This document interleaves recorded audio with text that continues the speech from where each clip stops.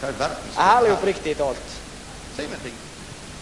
Nå skal jeg prøve dette hundehuset. Jeg synes det ser... Jeg fant meg en hund bak i salen, og nå skal jeg se om han greier å hoppe inn. Jeg synes det ser litt trångt ut. Kom igjen! Hopp, hopp, hopp, hopp, hopp, hopp, hopp, hopp. Kjem hun hos meg? Kjem hos meg?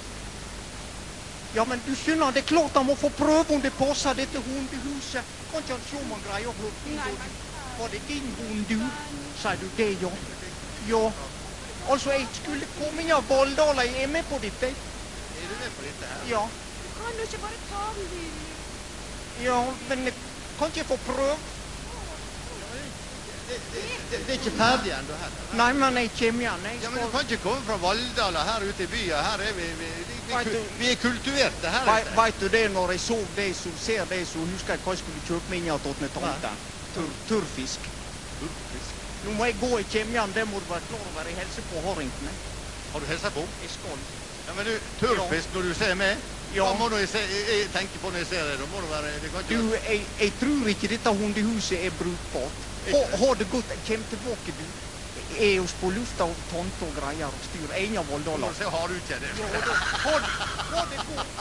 Greit, han Bøknuten, han er helt umulig, vet du. Og forstørre litt grann. Nei. Nei. Jeg kommer inn av Valldala. Ja, vent litt, nå jeg kommer inn av Valldala og jeg lagt fri på parken her. Er det gatebarn i Valldalen, da? Ta det, du, Friggen. Du er så mye på skjermen at jeg kan være der litt hjemme. Ja, bare kom du. Ja, jeg skal si deg 900 000 i banken en gang. Kan ikke få helse på deg. Jo, det skal så bra. Jo. Det er så kjekt jeg skulle helse på en tante. Har du levert tilbake hunden? Ja, hunden er vekk. Du skjønner det at jeg tenkte kanskje nå må folk gi, altså.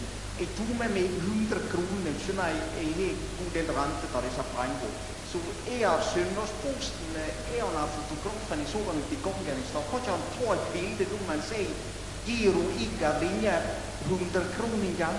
Er ikke du her? Jeg synes det er sånn. Jo, der er han der, ja. Ja, vel, Ståle Vatte, nå nå... blir jeg nødt til å gi noe. Ja. Gi noe, da jeg tenkte, hvis ikke han var, så ville jeg ikke gi noe. Ja, så kan ikke du ta imot du, Igger? Jeg får røys på opp, en av det som er store... Har du tatt bildet nå? Flotte greier, dette må du slå stort opp. Det var vel fargebildet også, tenker jeg. Ja, da så skjønner ikke det at jeg går og tok ut penger da til Postbarebanken, og de telte så fort ut i skranken at hun måtte ikke avkjøle pengene på en båtsvogn. Og så ville jeg gi en sjekk kanskje på 1000 kroninger. 1000 kroner. Du kan få lov til å trykke den nedpå her, og så har vi vist hvordan bøssene ser ut samtidig. Slik, ja, gi penger, men nå skal du høre, Inger. Nå skal du høre, en sånn sjekk på 1000 kroner vil jeg oppforstørre, og så vil jeg stå og holde noe sånn med papp, og så slå den opp i Sunnmørsposten. Tror du det hadde gått? Ja.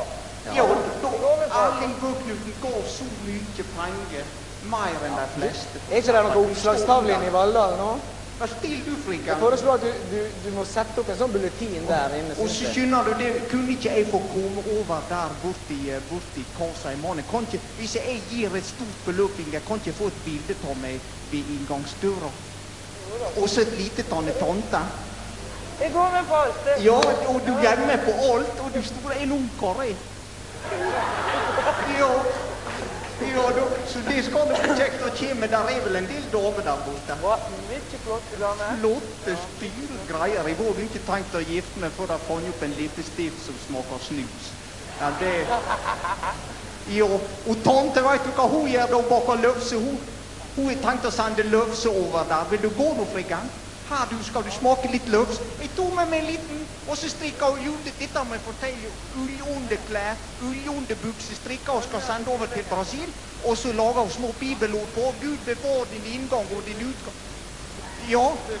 Ja, du skjønner det at jeg er nødt til å se på den akvarellen her borte. Ja vel, men folk kan ikke komme en liten appell, jeg må hilse på han gutten der.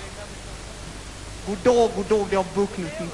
En har mye penger. Mye penger. Jo, så.